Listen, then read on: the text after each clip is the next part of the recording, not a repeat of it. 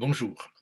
Je veux continuer cette interprétation des vitraux de Chartres sous un angle littéraire et bien montrer donc euh, combien l'art du récit dans le vitrail par les images est extrêmement maîtrisé et constitue pour nous d'ailleurs une source d'information très importante du point de vue de la sémiotique visuelle, les sciences du visuel qui sont actuellement très développées en France et dans les pays anglo-saxons. Donc, je me situe toujours sous l'autorité des sciences, des disciplines anciennes, à savoir la dialectique et la rhétorique. Bon, il faudrait aussi mentionner la grammaire, j'en ai parlé la dernière fois. On voit bien ces représentations de la dialectique ici avec Aristote dans les voussures du portail occidental de la Vierge et on voit aussi donc la rhétorique avec Cicéron, qui est très connu. On parle beaucoup à la manière de Cicéron, on fait des sermons en latin évidemment à la manière de Cicéron.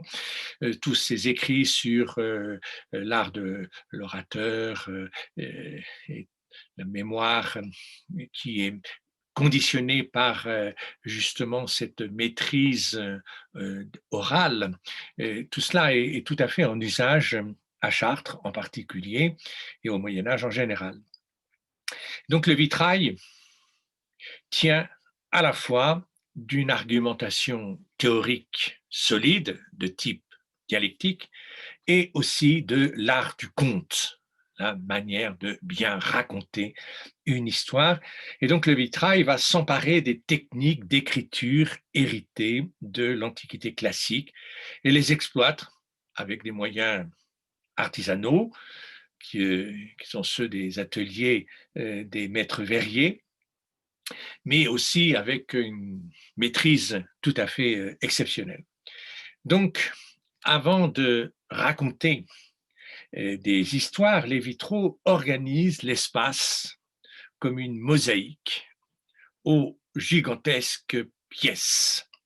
Le récit s'efface dans un premier temps derrière le scintillement des couleurs et la rigueur répétitive des réseaux de plomb. Je vous montre ici une image de Bourges pour changer un peu du côté dans le déambulatoire, partie septentrionale du déambulatoire avec une chapelle au centre. Donc voilà, la perception qu'on a du vitrail dans un premier temps, c'est effectivement cette mosaïque de petits panneaux associés les uns aux autres et reliés par un réseau de barretières, barres de fer et plus encore à l'intérieur de chaque panneau par des plombs qui relient les morceaux. Donc que l'on parte de l'élément premier qui est le morceau de verre qui constitue la mosaïque, l'élément de la mosaïque initiale. Ensuite, donc ces morceaux sont assemblés, vont constituer un panneau et puis ensuite les panneaux eux-mêmes sont assemblés et vont constituer une verrière. Alors le regard est d'abord attiré par le dessin des ferronneries et des motifs géométriques, et c'est ça que je voudrais montrer aujourd'hui, c'est combien la géométrie euh, est mobilisée pour cette écriture par l'image. C'est quelque chose de totalement différent par rapport à l'écriture manuscrite. Nous avons des caractères, que ce soit par l'imprimerie ou par l'écriture manuscrite, peu importe, mais qui n'ont rien à voir évidemment avec cette organisation ici qui est tout à fait spectaculaire avec des ronds, des quadrilobes, des losanges, des carrés, etc., des alvéoles, des pétales. C'est un élément de base pour organiser l'écriture visuelle qui permet de distinguer chaque panneau et de les associer les uns aux autres. Et donc, une des caractéristiques de l'iconographie médiévale occidentale est d'avoir presque toujours placé les images dans des cadres aux figures recherchées. Il y a forcément un tableau, et donc il y a un cadre, et on va organiser l'image en fonction de ces cadres. Ils sont inspirés des pavements antiques. hein. On retrouve déjà dans les pavements cette organisation géométrique par carré, rond, etc. Voilà, donc je vous montre ici un pavement antique et puis un autre ici de la cathédrale d'Otrante. Il y a sans doute des reprises médiévales de panneaux plus anciens. Et ces effets de décoration géométrique sont d'ailleurs fortement utilisés aussi dans l'islam. S'agit-il d'une influence? Sont-ils hérités de l'islam? En tout cas, on constate une similitude entre l'organisation géométrique des vitraux que l'on voit dans les cathédrales, et cet art géométrique qui fait la gloire de l'art de l'islam. Alors, cet art de l'islam est connu parce qu'il y a des croisades, bien sûr, mais il y a aussi beaucoup de tapis, il y a des tapisseries qui sont des objets beaucoup plus légers que les mosaïques et qui peuvent être transportés depuis l'Orient jusqu'en Occident. Et donc, on a effectivement, pour boucher les fenêtres, par exemple, sans doute des grands tapis avant qu'on mette des verres, qui présentent exactement cette même organisation géométrique. Le goût pour une figuration géométrique des énoncés de la doctrine chrétienne se développe en Occident sous l'effet d'influences qui sont assez proches de l'hermétisme. Et il faut citer évidemment ici le pseudo-Denis avec ses théories des hiérarchies qui organisent tout l'univers en fonction d'une pyramide. On pourrait parler ici enfin d'un dessin géométrique qui distingue les ordres inférieurs, les ordres intermédiaires, les ordres supérieurs. Tout est classé, tout est rangé, comme ici cette image comme l'on voit dans un manuscrit de Vatopédie, cette vision d'Ézéchiel avec ses multiples ailes, donc une paire d'ailes pour couvrir les pieds, une paire d'ailes pour voler, une paire d'ailes pour marcher, et avec le tétramorphe ici qui est représenté. Donc on voit bien ces emboîtements d'images qui permettent d'établir une relation entre le macrocosme imperceptible et le microcosme. C'est par les énoncés ordonnés, géométriques, que l'on a finalement une connaissance de ce monde infini. Tout est hiérarchisé, tout s'emboîte, tout est subdivisé. Il y a des chiffres aussi qui s'organisent les uns par rapport aux autres, parce que la géométrie suppose évidemment des rapports harmoniques. Le nombre 2, chiffre 2, le nombre 2, le nombre 3, le nombre 4 va donner des divisions différentes. On peut aller encore beaucoup plus loin. Et on a une très grande utilisation de ces schémas dans les sciences euh, mathématiques de l'époque. On connaît évidemment Adélard de Bath, qui est très en relation avec Chartres. On redécouvre les éléments d'Euclide. En 1202, Fibonacci publie son travail sur les lois des séries, un ouvrage que les mathématiciens chartrains ont connu. Théologie, géométrie, mathématiques se fondent sur une même mystique qui trouve dans l'art du vitrail finalement une consécration. Alors, je vous montre ici un commentaire aussi des écrits d'Adélard de Bath qui provient du monastère de Fleury avec le grand moine Abon. Il s'agit d'un diagramme ici de Bardsfeld qui est édité à Oxford. Voilà, ce diagramme est tout à fait intéressant, il faudrait le commenter. Il est fabriqué sur les 4 lettres Adam, A, D, c'est un delta ici grec, A, M, A, D, A, M, Adam, avec un A qui va être situé en haut du côté de l'Anatolée, donc du côté de l'Est, un D qui est situé de l'autre côté de l'Occident. Alors le rapport ici est avec d'Isis, hein, la division, enfin le lieu de la mort. Un autre A ici qui est du côté du nord, on va faire allusion à l'Arcton, les pays arctiques, ou bien le vent, l'Aquilon aussi, et puis le M qui va faire allusion au méridien, au sud, avec aussi le Mesbobrios, voilà, les différentes régions avec des noms anciens qui permettent effectivement de caler Adam en fonction d'une organisation cosmique à l'est, D à l'ouest, A au nord, M au sud. On retrouve d'ailleurs le plan de l'église avec son chœur à l'est, son entrée à l'ouest, son côté septentrional et son côté méridional. Alors, à ces quatre lettres qui structurent d'une certaine manière l'univers, là, on a une très très belle image de la relation du macrocosme et du microcosme, puisque la figure d'Adam devient, par sa constitution, la structure même du macrocosme, hein, de l'univers entier. Il y a une relation fantastique qui est faite entre l'individu, Adam, et l'univers, qui est le monde entier. Alors à cela, on va associer les quatre éléments, évidemment, la terre, l'eau, aqua, l'air, ignis, le feu au nord, l'aqua au sud. Alors, bon, c'est un peu compliqué de comprendre tout ça, pourquoi la terre est en haut et pourquoi l'air est en bas. Il faudrait rentrer dans le commentaire de ce diagramme qui est fantastique. Il va associer en même temps ici les quatre âges de la vie. Donc on commence par l'âge de l'enfance, Puérica, l'âge de l'adolescence, ensuite l'âge adulte, et puis on termine par l'âge de la sénescence. Donc ça tourne effectivement avec une naissance, un développement, et puis un début d'une décroissance, qui commence avec l'âge adulte et qui se termine avec la sénescence, mais l'avantage de ce schéma, c'est d'être cyclique. Donc quand on arrive au point bas, mais le point bas est le point aussi de redémarrage, et donc ça tourne, et il n'y a pas à avoir peur d'une certaine manière de la mort, parce que la mort est un passage, et la mort permet d'articuler l'enfance. Donc, avec la mort, il y a la naissance. Alors, on va articuler aussi les signes du zodiaque, voilà, qui sont répartis par 3, 4 fois 3, 12. Et puis, on va même articuler aussi les humeurs médicales qui sont connues au Moyen Âge. Donc, on dit que l'enfance est chaude et humide. Voilà, l'adolescence est encore chaude, mais déjà plus sèche. Le caractère adulte est encore très sec, mais déjà froid. Et on retrouve effectivement la sénescence avec les humeurs froides et de nouveau humides, malheureusement pour la fin de la vie. Il y a une sorte de correspondance ici entre l'humidité initiale et l'humidité finale. Et voilà, c'est toute la médecine de l'époque. Puis encore plein d'autres commentaires pour articuler le rythme solaire et le rythme lunaire. Voilà, c'est un schéma qui récapitule totalement les connaissances, qu'elles soient théologiques, qu'elles soient géographiques, qu'elles soient médicales, qu'elles soient astrologiques.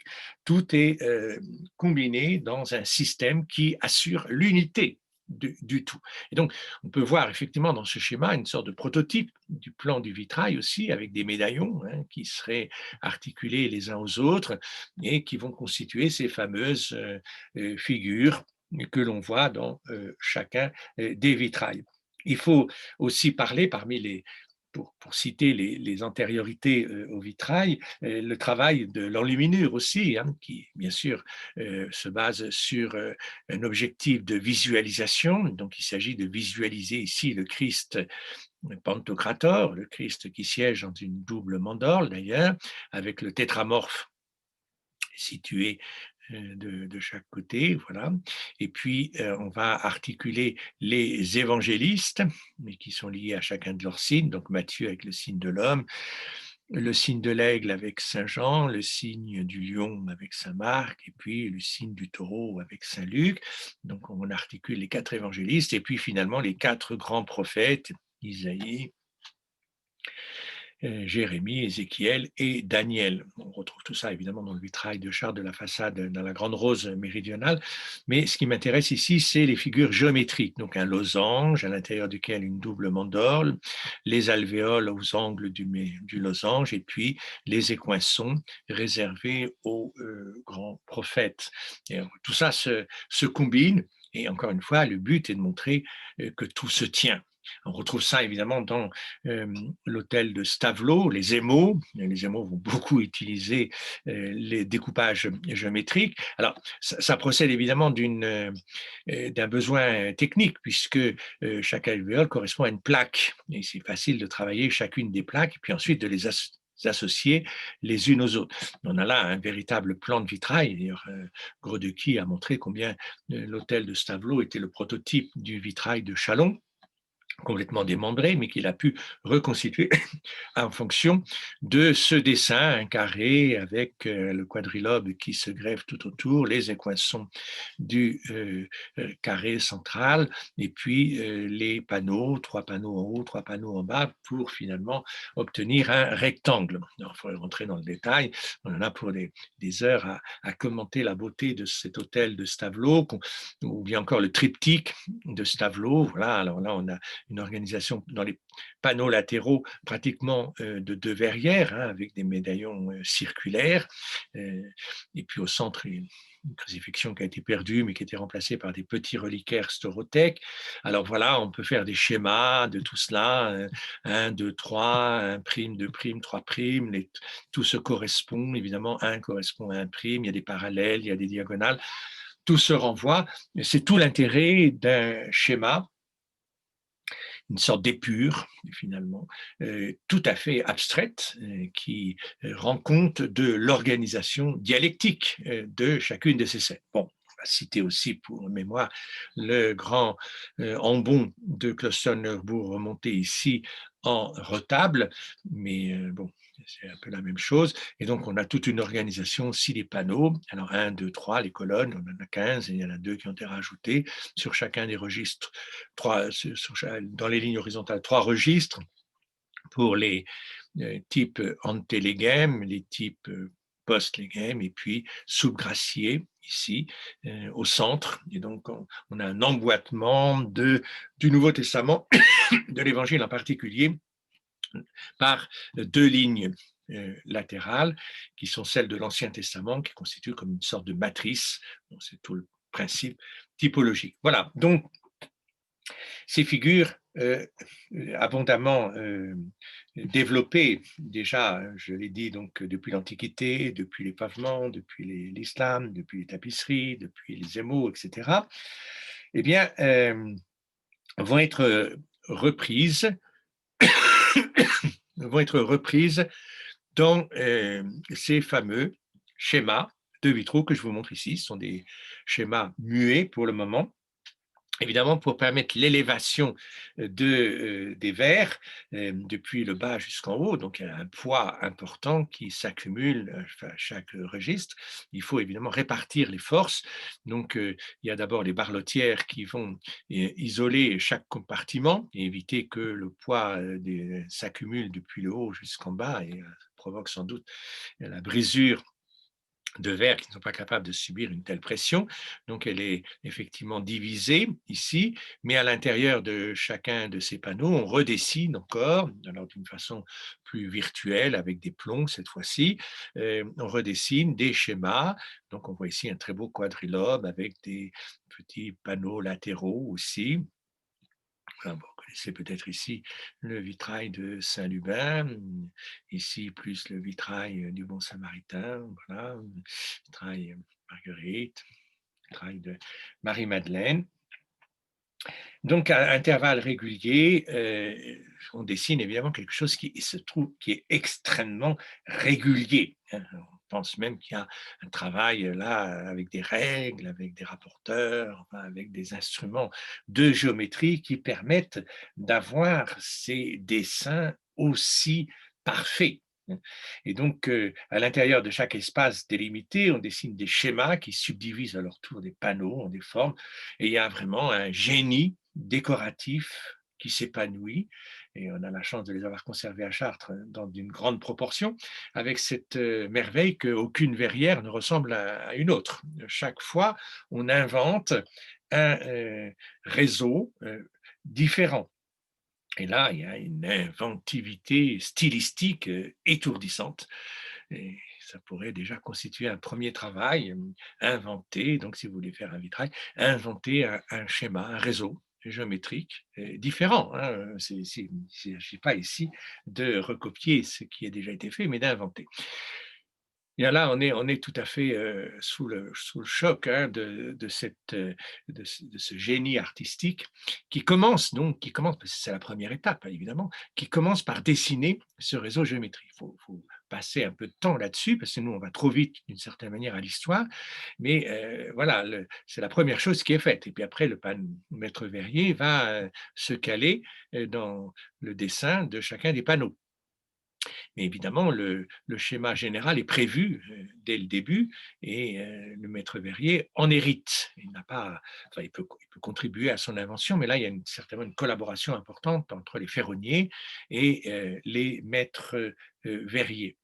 Alors, vous pouvez d'ailleurs faire cet exercice aujourd'hui à partir d'un schéma muet, donc puisqu'il n'y a pas, on ne voit pas l'histoire ici. Bon, on sait que c'est l'histoire de Samaritain, mais on pourrait dire bah, raconter une autre histoire. Et on verrait à ce moment-là votre capacité à découper l'histoire en séquences de façon à ce qu'elle se déroule.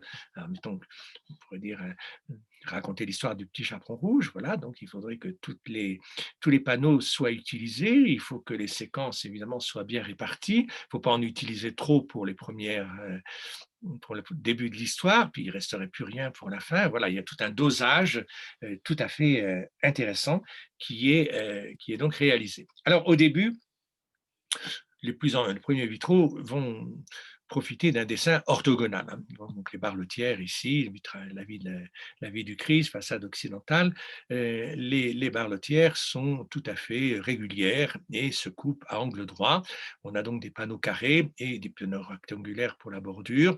Et à l'intérieur de chaque panneau, alors on redessine à ce moment-là, mais c'est totalement fictif, un rond pour faire un médaillon, ou au contraire, on utilise le carré, et on fait une petite bordure de chaque côté, et on remarque d'ailleurs qu'il y a une sorte de mosaïque qui se crée à ce moment-là, puisque on a une alternance carré, et puis au registre supérieur, c'est l'inverse, rond, et puis on revient carré, rond, etc. Donc ça, une belle alternance ici mais qui procède d'un travail encore assez facile, hein. Les barlotières, là, ne sont pas forgées, ne sont pas travaillées. Alors très vite, bon, on trouve ça aussi dans le vitrail de la Passion, avec ce problème de la bordure, bon, qui est un peu plus complexe, et on verra. Et puis, à l'intérieur donc de chaque panneau carré, cette fois-ci des ronds.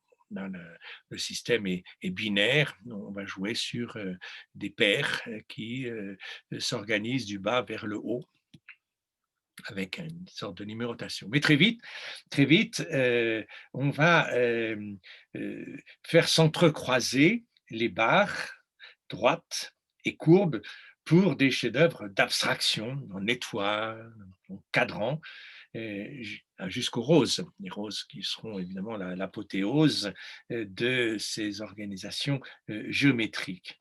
Voilà, donc là encore, c'est d'autres d'autres exemples. On n'en finit pas de découvrir chaque fois une proposition nouvelle, inédite. Donc on pourrait tout à fait, à partir de ces schémas, faire des tapis. Partir de certains tapis, peut-être qu'ils sont partis, eux, de tapis, où il y avait déjà des dessins géométriques extrêmement prévus, pour les transposer dans le vitrail, mais on peut faire la démarche inverse aujourd'hui et créer toute une gamme de tissus imprimés ou de tapis. Voilà, c'est des bonnes idées pour un nouveau commerce. Voilà, donc les génies des maîtres verriers consistent à mettre les contraintes techniques du cadre au service du récit à raconter. Tout un jeu s'instaure entre la fantaisie du récit et son organisation formelle, entre la poésie des images et les limites qui les cernent, hein. Donc chaque séquence est bien délimitée et il s'agit évidemment de ne pas tomber dans le piège d'un schématisme trop sec. Il faut en même temps garder cette verve poétique qui fait que l'histoire se raconte sans qu'on ait la sensation de passer comme ça d'un épisode à l'autre. Tout est complètement fluide. Alors le réseau de ferronnerie ne relève pas seulement d'une nécessité architectonique et d'un goût pour peut-être quelque chose un peu plus ésotérique. Non, il accompagne vraiment l'argumentation théologique. On le devine ici, si vous avez un rose, un rond, un deuxième, un troisième, ça vous fait 3. 1, 2, 3, c'est tout un plan qui est en train d'apparaître en premièrement, en deuxièmement, en troisièmement. Et évidemment, le premier a une fonction initiale, le 3 a une fonction de conclusion et le 2 au centre a une fonction intermédiaire de passage du 1 au 3. Voilà, donc, alors là, ici, c'est plus compliqué. 1, 2, 3, 4, 5. Bon, ça sera un rythme en 5. Ici, ici un rythme en 4. Vous avez, comme en musique, somme toute, différents rythmes qui sont indiqués au début de la portée. Et du, du rythme choisi dépend évidemment toute une harmonie et tout un travail musical. Alors, le chartrain Guillaume de Conches compare d'ailleurs l'art du dialecticien et le travail d'Asselin, maître fergeron fameux, hein. Une comparaison qui devient célèbre puisque Jean de Salisbury lui-même cite Guillaume de Conches et commente. Et donc, il y a voilà, ici du travail de la passion typologique, quand on voit les ferronniers qui travaillent, euh, ils fabriquent des barres, peut-être ici fabriquent-ils des clous pour le Christ, mais enfin bon, c'est tout le travail des forges. Alors les forges sont mal estimées parce que c'est un peu le lieu diabolique, c'est le feu, c'est les entrailles de la terre, mais de ce travail euh, assez archaïque des forgerons va naître effectivement une subtilité narrative tout à fait étonnante. Alors, l'alternance fréquente entre des motifs pleins et des motifs vides, bon, on peut ici voir les motifs grisés qui sont ceux des narratifs, mais il y a aussi tous les espaces intercalaires ici qui vont contribuer à une sorte de décoration. Donc il y a une bonne répartition aussi des médaillons narratifs par rapport aux médaillons purement décoratifs. On ne fait pas assez attention à ces petits médaillons décoratifs. Évidemment, quand on restaure le vitrail, c'est le même travail de démonter ce panneau ou de démonter le panneau narratif. Et il faut tout refaire, les bordures, les intervalles, comme les panneaux les plus spectaculaires et les mieux connus. Les médaillons peuvent être interrompus par le cadre de l'abbé. Et donc, voilà, par exemple, ici, dans le vitrail de Marie-Madeleine, on a des panneaux complètement interrompus. Alors c'est intéressant parce que ça suggère effectivement qu'il y a un panneau central, mais le cadre ici n'a pris que une portion d'une vaste mosaïque dans ce vitrail. Donc ce sont 5 ouvertures par lesquelles le récit s'échappe, sans parler des petits médaillons des donateurs. 1, 2, 3, 4, et puis la dernière en haut, 5 aussi, qui est très importante parce que c'est l'échappée, le point d'orgue vers, pour suggérer d'une certaine manière que le récit se poursuivent. Hein. Marthe et Marie conduisent le Christ vers Lazare. Bon, ici, les témoins se bouchent le nez. Ensuite, c'est Marie-Madeleine qui arrive en Provence et les gens de Marseille qui écoutent le Maximin ou Lazare en train de prêcher. Et puis ici, c'est l'ange turiféraire qui prolonge la reconnaissance de Marie-Madeleine jusqu'au au ciel, à proximité du Christ. Alors voilà, 20, de même aussi, donc on a le schéma ici, là le vitrail de la glorification de la Vierge, alors là c'est beaucoup plus considérable encore, puisqu'il y a 20 médaillons ouverts sur l'extérieur qui encadrent les 7 tableaux qui racontent la mort, la sépulture, l'Assomption et le couronnement de Marie. Donc on a effectivement quelques médaillons, 7, pas beaucoup, complets, et puis un grand nombre de médaillons incomplets. Ces demi-lignes sont comme des loges de théâtre, on pourrait dire, qui introduisent des personnages vers le milieu de la scène. Ça vient en permanence de gauche et de droite, mais toujours en fonction de la ligne centrale où se déroule l'Assomption, la glorification de Marie. Les anges, les apôtres, les pleureuses, les témoins d'un mystère donc, sont présents et renforcent d'une certaine manière l'intériorité. On sent physiquement ici qu'il y a une ligne centrale qui est à l'intérieur de 2 lignes marginales qui, elles, sont beaucoup plus ouvertes, comme une sorte d'inachèvement de l'extériorité par rapport à l'intériorité. cette pratique des dessins interrompus donne l'illusion d'une continuation infinie des motifs géométriques et donc du récit dans sa largeur. Voilà. Après, on prend finalement qu'une petite portion d'un dédale, enfin, d'un ensemble géométrique qui peut s'étendre à l'infini, comme la suite des nombres. On a un rapport ici entre l'extériorité et l'intériorité, mais aussi entre le nombre fini, enfin les formes finies, cernées, et les formes ouvertes qui sont indéfinies ou infinies. Donc c'est un peu le fait de raconter une histoire. Il était une fois, on commence à un moment donné de la chronologie, mais ça pourrait être commencé bien avant, et puis on arrête à un moment donné, mais ça peut se poursuivre aussi encore très longtemps. D'ailleurs, il y aura d'autres histoires qui vont poursuivre, développer cette infinitude. Voilà, donc voilà ici tous ces schémas extrêmement compliqués, avec bien sûr des médaillons inachevés à l'intérieur même du panneau, du lobe circulaire ici. Donc on a finalement très peu de médaillons complets ici, un, deux, trois, quatre, et beaucoup de médaillons adjacents qui se greffent sur le médaillon central, sans parler des médaillons latéraux qui, eux, ouvrent encore une fois sur l'extérieur. Plusieurs maîtres verriers aiment jouer sur le principe de l'éclatement des morceaux de verre. Bon, c'est tentant, évidemment, puisque la mosaïque part de morceaux extrêmement nombreux. Et donc, par exemple, ici, dans le vitrail de Noé, on a un effet kaléidoscopique d'émiettement des images. Il y en a qui est dû en partie aussi au nombre de panneaux. C'est un des vitraux où le nombre de panneaux est le plus important. Chaque tableau, finalement, est noyé dans un déluge de mosaïques, un disque. C'est l'histoire de la perdition des hommes et des animaux dans un élément qui les submerge. Donc, il y a une sorte de rapport entre le récit du déluge et puis cette abondance d'images qui noie un peu le regard. Le rassemblement se fait à partir de carrés ou de losanges, voilà, des carrés posés sur la pointe ici, au centre, alors qui crée une sorte de colonne vertébrale. On voit bien l'axe, et puis plein d'autres panneaux qui se greffent dans les intervalles. Donc, évidemment, au centre, on reconnaît l'arche, on la voit bien au centre ici, avec ses ouvertures rouges, et puis tout est centré évidemment sur la mise en eau de cette arche, et puis l'arrivée sur le mont Ararat.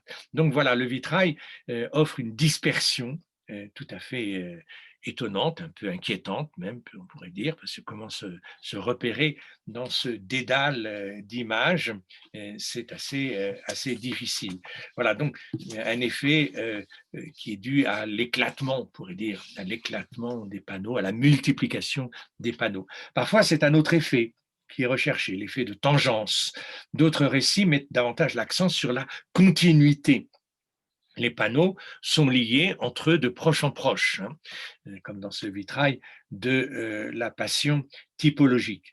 Et les scènes glissent l'une dans l'autre, l'une vers l'autre, pour dessiner un déroulement sans faille. Dans le vitrail voilà ici le vitrail en vrai, voilà, donc effectivement tout s'enchaîne et on met en valeur la continuité. De même que dans le vitrail de la glorification de Marie, on a un enchaînement linéaire ici. Bon, j'ai parlé tout à l'heure des médaillons latéraux, mais il y a plusieurs figures qui se combinent, donc non seulement l'éclatement vers l'extérieur, l'intériorité, etc., mais aussi les effets de tangence.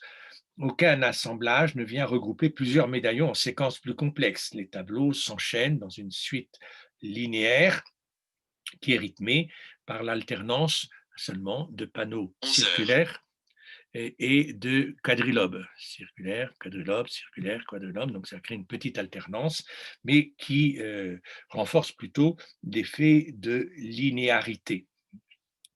Voilà, dans la baie de Saint-Eustache aussi, on a très peu de regroupements. On a des petits regroupements ici autour des losanges, mais globalement, les panneaux sont assez isolés les uns des autres, et donc on assiste à une succession de panneaux, des séquences narratives qui sont bien délimitées, qui correspond effectivement à une histoire au rebondissement mélodramatique assez étonnant. On verra ça quand on étudiera le vitrail de Stache. Ça rappelle un peu les comédies de Terence, où on voit une démultiplication des scènes qui se succèdent et on va privilégier l'aventure, les péripéties et ensuite, il y a des rebondissements en permanence. Un autre phénomène, alors là, totalement différent ici, c'est le regroupement, l'agglomération, le principe du collage. Alors là, on va assembler les panneaux à l'intérieur de cercles qui les maintiennent solidement ensemble.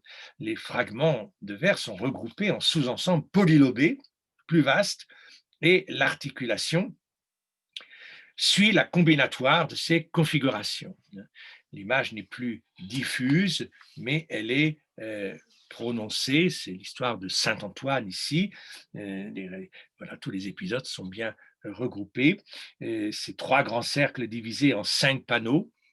Trois cercles, 5 panneaux. Précisément, le récit se déroule en 3 temps, centré par la géométrie des masses autonomes.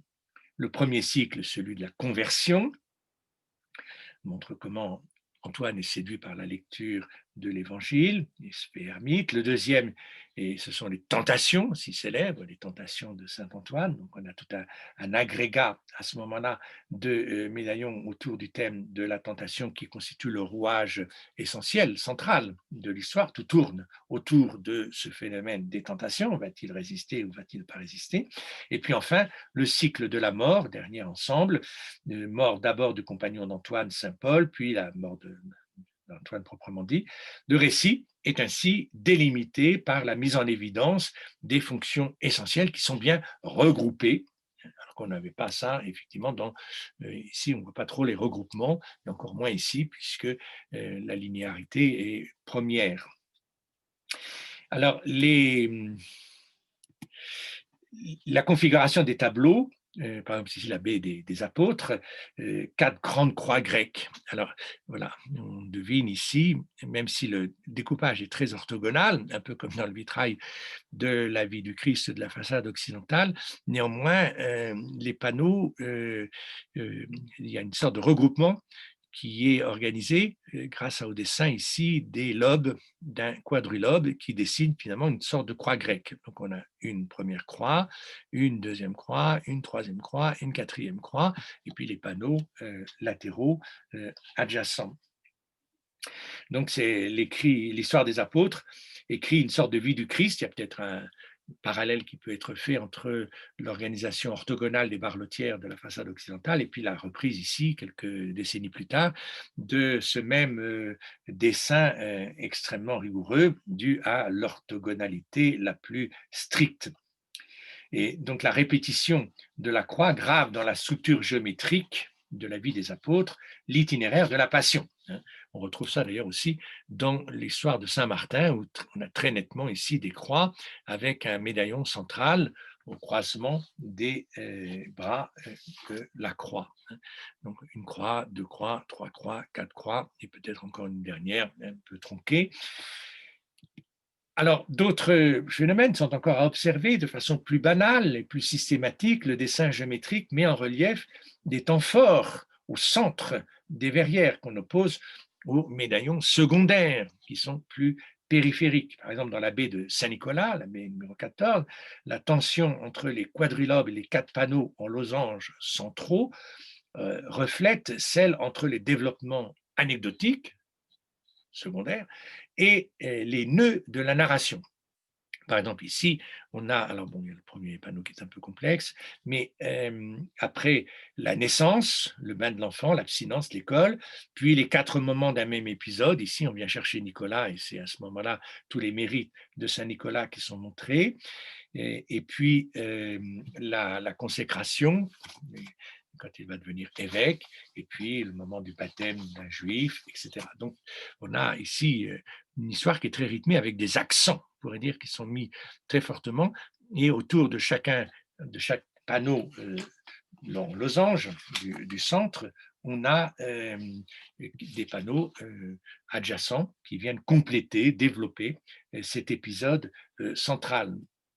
Par exemple, dans la vie de stage, j'ai déjà montré, effectivement, s'organise selon un même contraste entre des épisodes principaux, qui sont dans les losanges, des épisodes plus secondaires, en particulier les tout petits panneaux qui sont presque pas visibles, disséminés dans des parties intermédiaires, hein. Il y a comme des accents qui sont mis et on essaye de guider le regard en insistant sur les épisodes essentiels, puis après les épisodes seconds, et puis après les épisodes moins importants. Donc on se repère d'une certaine manière facilement grâce à ce schéma géométrique, ce qu'on ne voit pas dans une page, à moins qu'on ait dans une page on fasse comme Apollinaire, bon, qu'on puisse faire des diagrammes pour montrer le rapport qu'il y a entre le texte et ce qu'on raconte, mais ça appartient plutôt au langage visuel que de souligner ainsi par des intensités différentes au niveau de la visualisation, de montrer donc l'importance de certains épisodes par rapport à d'autres. Ici, la géométrie n'assemble pas, elle valorise, elle accentue certains moments par opposition à d'autres. Dans la baie de la vie de la Vierge, 28, eh bien, on voit trois grands trèfles dont les panneaux s'ouvrent sur un médaillon circulaire.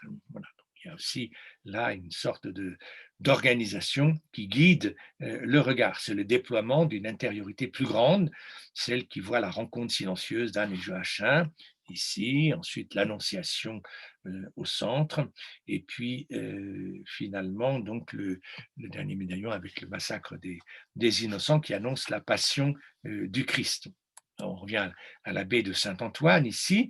Là aussi, on a des médaillons qui ramassent, des médaillons centraux qui ramassent le récit au milieu des trois roses, comme trois titres qui résument chaque phase du récit, la renonciation, la tentation et puis la mort. Bon, on aurait pu se contenter d'une certaine manière de ces trois images. Elles étaient déjà suffisamment récapitulatives de l'ensemble de l'histoire de Saint-Antoine.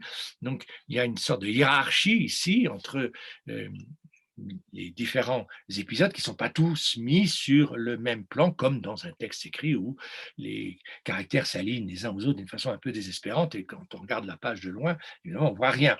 Et donc, il faut représenter mentalement, à ce moment-là, cette hiérarchisation des épisodes, les uns par rapport aux autres. Voilà, ici, dans la baie de Saint-Martin, là encore, les 4 médaillons circulaires jalonnent la vie de Saint-Martin, le baptême du saint, son onction épiscopale, la guérison d'une malade et enfin sa mort, voilà, qui vont conclure le vitrail. Donc partout, la forme, c'est-à-dire la disposition, hein, c'est une catégorie fondamentale de la rhétorique antique, la disposition des couleurs, des panneaux les uns par rapport aux autres permet d'organiser le flux narratif. Une autre entrée encore qui serait la transition. Par exemple, dans la baie de Saint-Sylvestre, qui est composée de 4 grandes figures géométriques, alors assez complexes ici, 1, 2, 3, 4, avec effectivement une division en 4, plus des panneaux latéraux qui sont tronqués, mais qui peuvent être réunis. Par exemple, si on a 4 quadrilobes, 3 imparfaits et 1 parfait, de nouveau ici 2 imparfaits, imparfaits, etc. Eh bien, ces figures géométriques sont liées entre elles par des quadrilobes dont la fonction est à la fois graphique et narrative. Ils assurent une transition entre les différentes masses, des différentes parties du récit. Ils appartiennent à la fois au tableau qui précède et à celui qu'ils annoncent. Hein. Un enchaînement ici, voilà, par exemple, ce panneau, il est jointif du premier ensemble, du deuxième ensemble. La sortie de prison de Sylvestre résout le conflit amorcé dans la séquence précédente et annonce un nouvel avenir par le saint.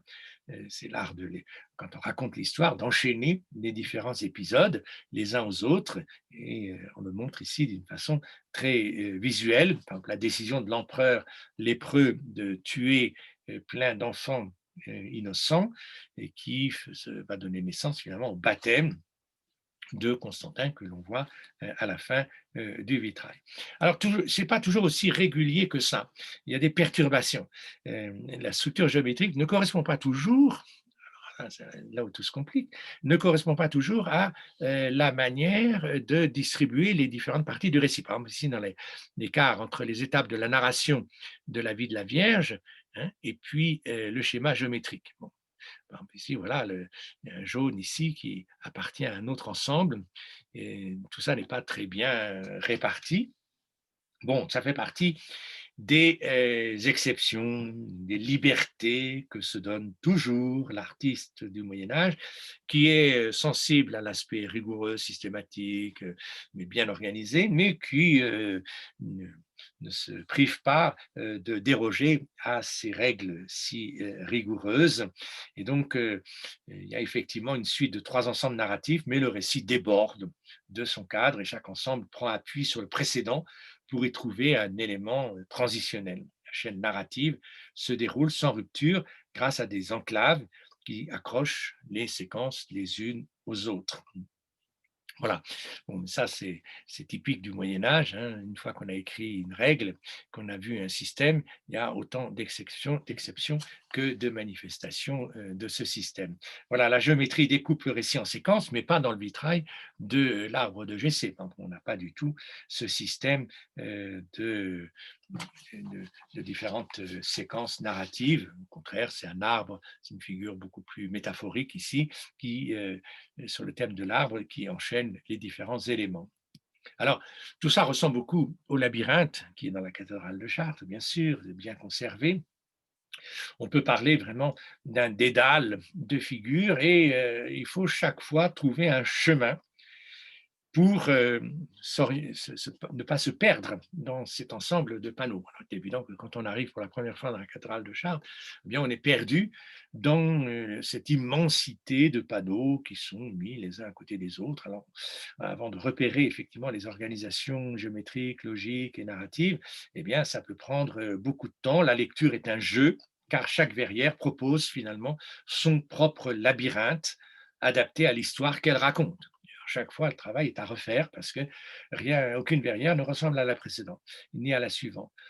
Souvent plus ludique que la lettre, l'image dans le vitrail invite à renouer avec le sens de la quête, avec ces pèlerinages qui sont donc évoqués par ces labyrinthes. Pour déchiffrer un message, il faut se perdre un peu dans ce dédale et se trouver et retrouver ce chemin codé, ce chemin de croix qui est un peu ésotérique par bien des aspects. D'ailleurs, tout ce langage visuel, évidemment, est assez codé.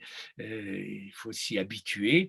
Et il y a tout un travail, effectivement, qui n'évite pas des errances et n'évite pas de se perdre parfois dans des organisations plus complexes, moins logiques et plus mystérieuses.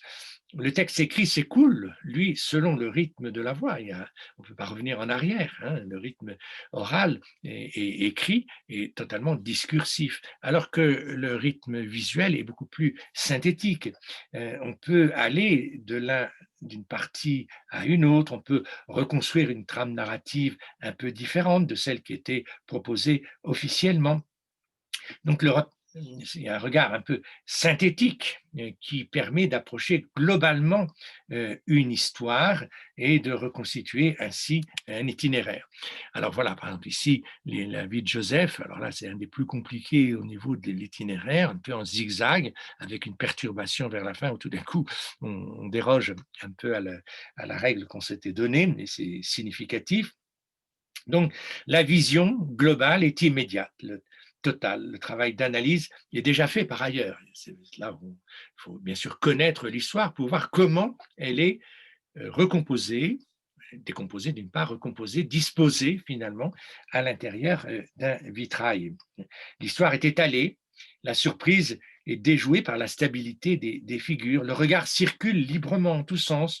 Tantôt suit le chemin des couleurs, tantôt celui des configurations géométriques, s'arrête ici ou là, connaît la fin avant l'énoncé. On peut aller du début à la fin sans attendre d'avoir lu toutes les pages du roman.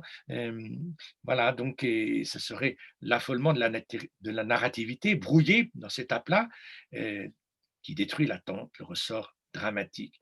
Mais il y a une ferronnerie imperturbable qui enserre chaque scène et qui assure la stabilité de l'ensemble. Donc il y a un rapport assez étonnant entre la grande liberté, on va un peu de droite à gauche, en haut, en bas, et puis en même temps un schéma géométrique extrêmement rigoureux qui ne permet aucune déviation. Voilà, donc il y a on va jouer sur ces sens de lecture. Par exemple, ici, dans le vitrail de Joseph, eh bien, on a une lecture en général qui va de la gauche vers la droite, mais vers la fin, tout d'un coup, c'est l'inverse. C'est la droite, les frères de Joseph qui retournent ici chez Jacob. Voilà, le retour est indiqué par une inversion du sens de lecture, et puis après, on reprend le sens de lecture quand le vieux Jacob, avec ses fils, va en Égypte pour voir son fils qu'il avait perdu. Voilà, donc les cavaliers et chameaux arrivent par la droite ici et ensuite repartent de gauche à droite. Alors, on a une sorte de lecture en boustrophédon, d'une certaine manière, sur une petite séquence ici, qui est tout à fait significative d'un itinéraire complexe. On va dans un sens, puis dans un autre sens, avec ses effets d'aller et de retour. La verrière de Sainte-Marguerite et de Sainte-Catherine, vitrail 16, si on nommait les deux tableaux consacrés aux donateurs, est composée de 5 quadrilobes à pointe. Les deux premiers se lisent en un mouvement tournant. Alors voilà, donc il faut ici voir le schéma. Voilà, on tourne. Les suivants se lisent dans le sens inverse. Et le dernier quadrilobe casse enfin le rythme, un peu comme dans le vitrail de Joseph, en proposant deux tableaux superposés qui vont se lire de façon verticale. Donc la légende du supplice de Sainte Catherine raconte qu'elle devait être broyée par 4 roues garnies de scie de fer. 2 roues devaient tourner dans un sens et 2 roues devaient tourner dans un autre sens. Et la Sainte prie et les roues vont se briser. Donc cette belle ordonnance qui était prévue, eh bien, va se déliter et ça se termine évidemment par une victoire de la martyre. Alors est-ce qu'on a ici un rapport entre ces roues qui tournent dans un sens et les roues qui tournent dans l'autre sens? C'est possible, en tout cas c'est tentant, de faire le rapprochement parce que le goût médiéval pour le symbolisme qui fait épouser au signifiant la forme même du signifié se retrouve ici. Comme le mot imite la chose, le cadre géométrique lui-même dessine le supplice que le dessin raconte. Dans la verrière de Saint-Martin, on a 13 registres de médaillons qui se lignent en ligne horizontale et de gauche à droite. Mais derrière cet assemblage simple et rectiligne se profilent des dessins cruciformes. Au centre de ces croix grecques, un médaillon circulaire centre donc aussi les grandes étapes narratives formées par chaque croix.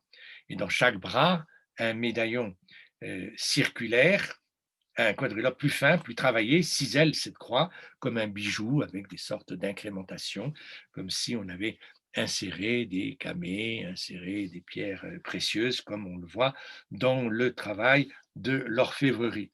Donc cette disposition frappe le regard comme une évidence et parfois se cache derrière une succession plane et régulière. Voilà, pas toujours aussi nette. Alors, il faut se laisser surprendre, une sorte d'anagramme finalement que le lecteur est libre de déchiffrer ou pas, de voir le signe de la croix ou pas, des signes qui sont secrets ou au contraire plus visibles.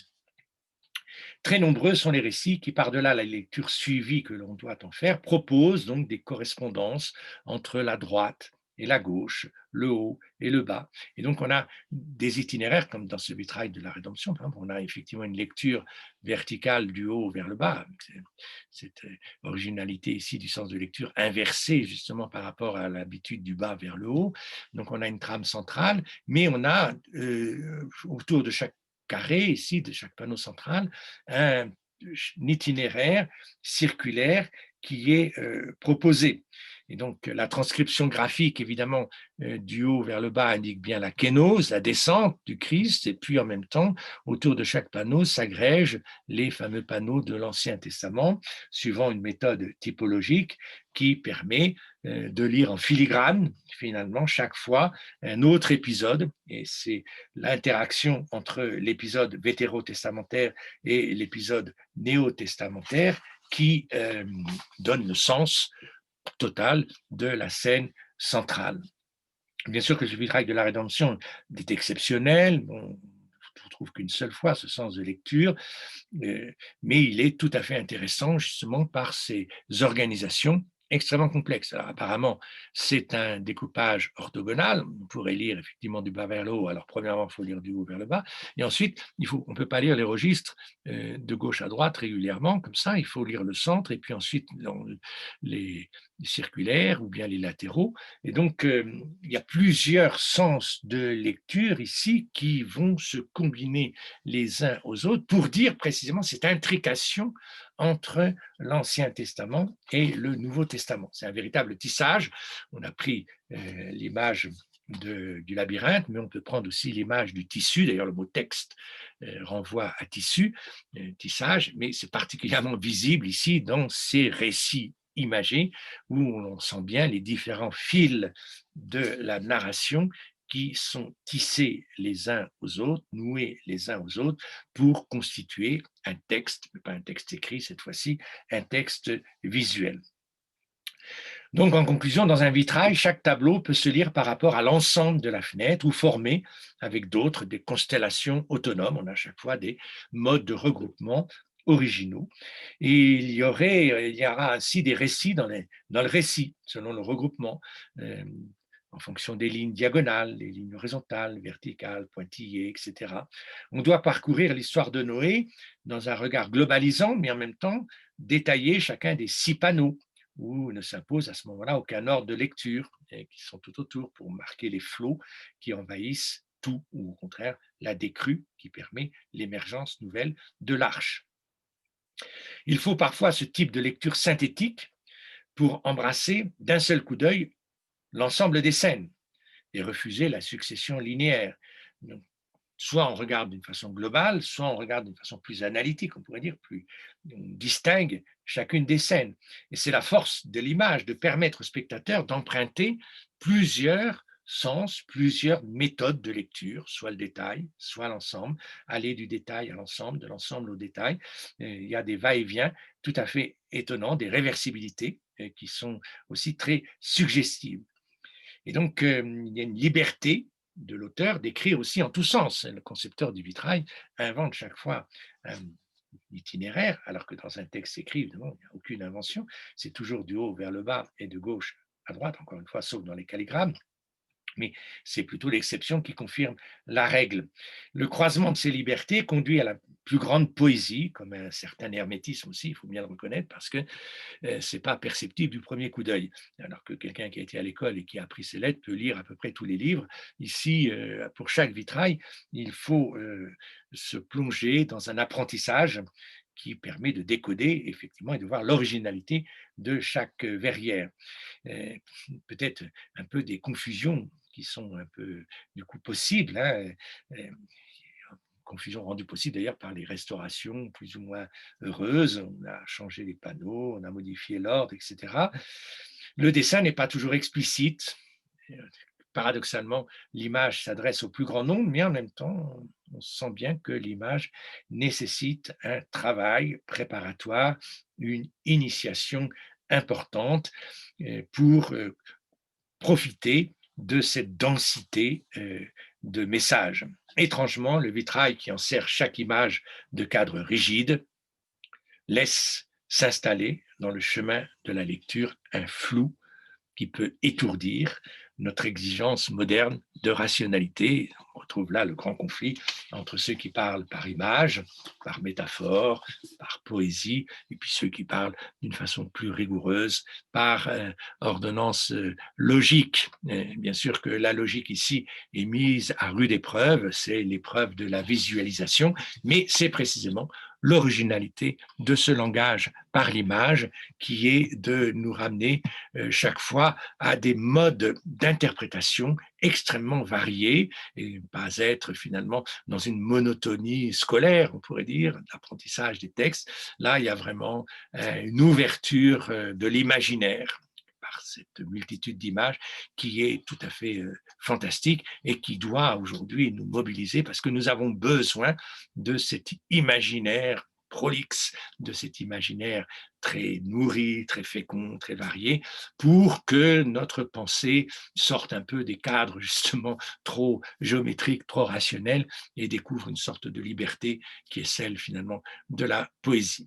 Merci beaucoup, à bientôt.